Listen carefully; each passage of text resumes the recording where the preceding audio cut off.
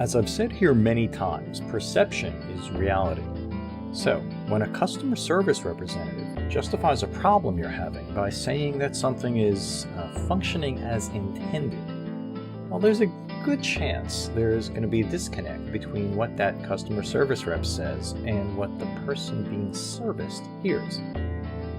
This has been rattling around in my head forever. Customer service is one of the most important tenets of great business process, and what popped into my head a few weeks ago was, well, a new problem at Apple. Some people are seeing Apple iTunes software just delete things.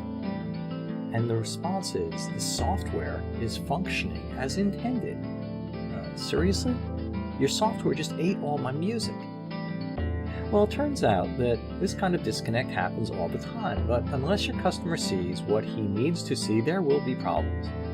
Is the vehicle in the picture above a truck, a car, a transformer? Ultimately, it's the customer who decides, except for that part of things where, well, most states' DMVs would just call it a car and call that a day.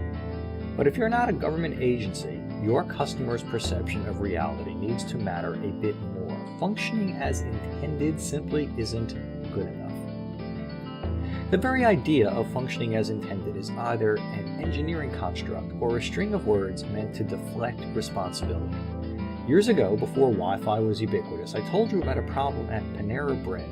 Panera, an early adopter of the giveaway Wi-Fi to encourage customer loyalty strategy, had a problem because even when giving away Wi-Fi might have seemed like an altruistic gesture, claiming they were making your customers' lives easier wasn't the case. They hadn't.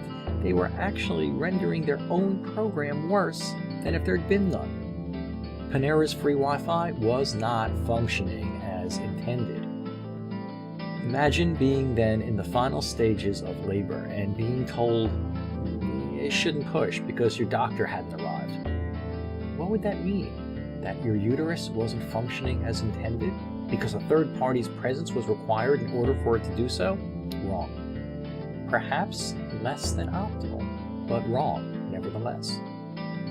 There comes a point where the way you communicate matters, and in business that point is always. Fail to understand that, and you might as well ask, where's the any key? I'm the answer guy, and I'll be back.